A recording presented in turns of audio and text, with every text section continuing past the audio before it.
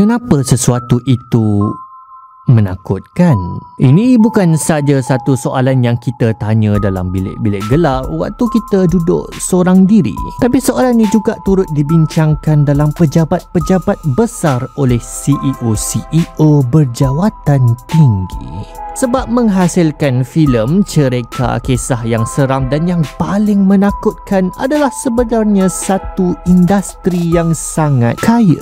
Orang nak tengok sesuatu yang semakin lama semakin seram. Mereka nak tengok idea-idea ketakutan berevolusi. Mereka nak ditakutkan dan dihiburkan dengan ketakutan, dan mereka sanggup bayar untuk ditakutkan. Pelik kan? Jadi banyak elemen seram diterokai dan dihasilkan dalam skala besar. Formulanya sama setiap kali. Grafik yang gelap, wajah figura hantu misteri yang menakutkan, dan jump scare yang mengejutkan yang berlaku tiba-tiba. Ini dibuat lagi dan lagi dan lagi. Ia berulang-ulang, tapi nampaknya berkesan. Tak semualah kot. Bagaimanapun terdapat satu elemen seram yang sebenarnya tak perlukan kewujudan hantu. Ia tak perlukan grafik ngeri yang gelap dan tak perlukan jump scare. Tapi kesan ketakutannya mencengkam jiwa, menusuk ke dalam pelusuk akal dan menghantui segenap denyut kehidupan kita, iaitu keseraman psikologi, psychological horror.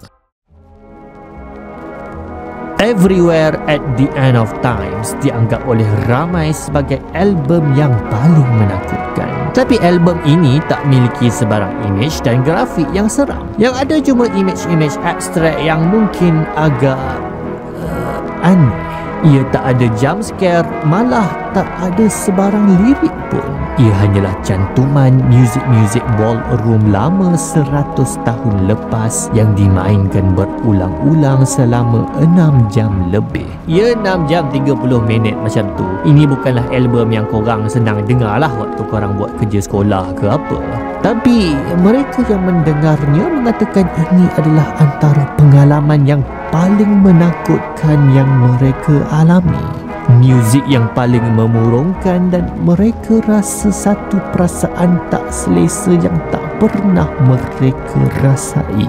Mereka rasa seolah-olah keseluruhan sel tubuh mereka menangis, dan album ini mengubah hidup mereka.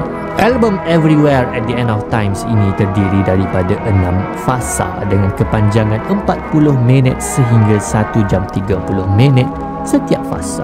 Fasa pertama merupakan fasa muzik yang paling indah. Muzik ballroom tahun 1920-an dimainkan berulang-ulang dengan perlahan dan hangat, dan ia agak menggembirakan walaupun terkadang-kadang muziknya macam melompat dan terherot sedikit. Fasa kedua tak banyak bezanya dengan fasa pertama, tapi muziknya kedengaran lebih sedih. Ia macam bergema-gema sedikit, dan semakin lama pendengar akan merasai ada satu yang tak kena dengan muzik ni. Ketenangan bertukar ganti dengan rasa tak selesa dan mengerikan. Pada fasa ketiga, komposisi dan melodi muzik mula pecah dan terurai. Pecahan lagu masih kedengaran seperti ia dikenali daripada berjam-jam kita mendengarnya. Tapi ia bersepah-sepah dan membingungkan.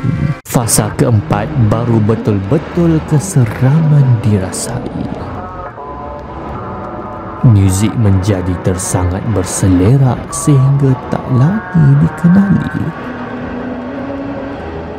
Muzik sudah mula rosak dan lopong-lopong kegelapan mula memenuhi komposisinya. Pada fasa kelima, kebingungan dan ketakutan mencapai tahap ekstrim. Muzik itu mungkin dah tak layak lagi dipanggil muzik, tetapi bunyian yang menerobos ketenangan otak. Terkadang-kadang ada terdetik bunyi yang seakan dikenali tapi ia hilang dan kita mula merasai kesunyian. Pada akhir fasa kelima hanya bisik-bisik yang kedengaran. Fasa keenam adalah kesesatan dan kebingungan audio yang tak dapat diselamatkan. Pendengar akan terasa seolah-olah tewas dan ditarik masuk ke dalam lubang yang gelap dan tak mampu lagi untuk keluar. Muzik pada waktu ini seolah direka untuk menghumban pendengarnya menjadi gila. Album ini adalah pengalaman yang sukar diterangkan tapi motifnya senang dijelaskan. Album ini direka untuk mensimulasikan penyakit mental, demensia.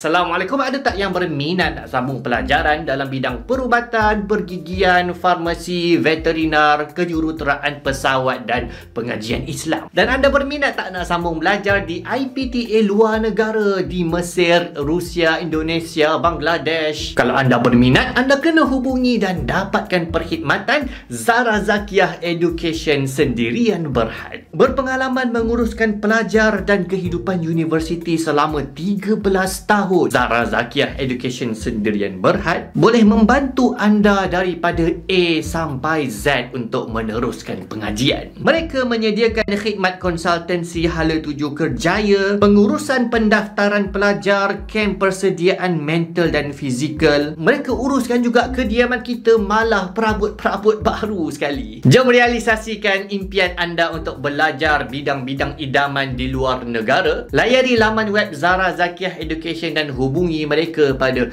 pautan yang disediakan. Demensia adalah apabila otak kita sakit, otak kita tak mampu lagi berfungsi seperti sepatutnya. Ia tak mampu lagi menyimpan memori pesakit demensia. Susah nak cari perkataan untuk diungkapkan. Mereka hilang arah dan mereka boleh melupakan ingatan-ingatan waima yang paling berharga sekalipun. Siapa orang yang tersayang, malah pencapaian-pencapaian paling bermakna, paling besar dalam hidup selama ini. Tak ramai orang yang cuba mendalami apa rasanya bila otak kita rosak, sebab ia banyak berlaku pada orang tua dan mereka malangnya adalah golongan yang tak lagi diberi perhatian oleh masyarakat. Namun hilangnya ingatan dan fungsi otak kita sikit demi sedikit adalah sesuatu yang sangat menakutkan yang kita tak mahu alami dan tak nak terjadi sama sekali. Demensia tidak berlaku drastik tetapi ia terjadi sedikit demi sedikit dalam beberapa fasa. Pada mulanya pengalamannya tidaklah banyak beza dengan biasa. Ia cumalah mungkin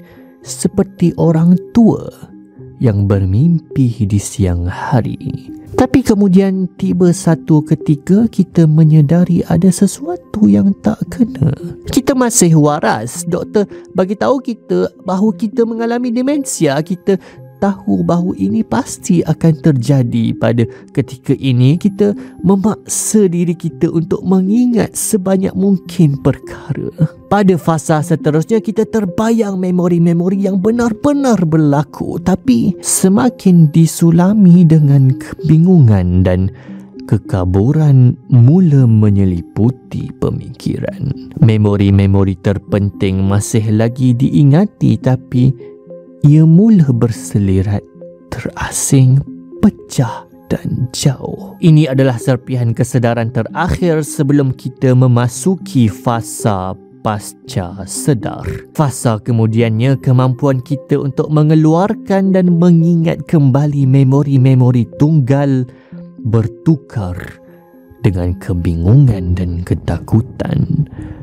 Semua memori bercampur baur bagaikan cecair yang digaul. Kemudian semakin banyak kebingungan, semakin dahsyat ketakutan yang melanda. Adapun kini kita hanya hidup pada ketika itu, tanpa ikatan dengan masa lampau, sendirian sebelum akhirnya kita tersesat sepenuhnya, hilang dalam kegelapan mental. Kita sering diajar untuk bersyukur dengan nikmat-nikmat yang kita miliki, nikmat deria, kekayaan, pasangan hidup. Tapi tak ramai yang sedar tentang suatu nikmat yang sebenarnya jika hilang nikmat ini akan terhapus terus erti hidup kita. Memori. Kita bangun setiap hari dengan kita menyimpan ingatan-ingatan hari-hari sebelumnya. Siapa keluarga kita, kerja apa yang belum siap, cita-cita apa yang pernah kita tetapkan untuk kita usaha capai pada hari ini. Memori kita adalah sejarah kita. Ia membentuk diri kita, ia memberi kita erti hidup. Kita adalah apa yang kita ingat. Tapi macam mana kalau suatu hari nanti tiba-tiba kita hilang keseluruhan semua memori kita? Macam mana agaknya hidup kita bila kita kena bermula daripada kosong? Dan macam mana kalau kita tahu kita akan kehilangan memori kita sedikit demi sedikit? Dan tak ada apa yang kita boleh buat untuk menghalangnya. Mana yang lebih menakutkan? Sudah pasti tak ada apa yang kekal. Kita mungkin tak fikirkan apa yang kita bakal hilang sebab ia masih belum berlaku. Tapi ada di kalangan kita yang sememangnya sedang mengalami ujian terberat yang menakutkan mereka. Dan mereka menganggap diri mereka keseorangan, tersesat dalam perangkap mental sendiri, dalam kesulitan yang tidak dijumpai jalan keluarnya. Mereka jangan pernah dibuli, jangan pernah dihina. Mereka perlu dibantu sewajarnya, kerana mungkin akan tiba masanya suatu hari nanti ia akan berlaku pula kepada kita.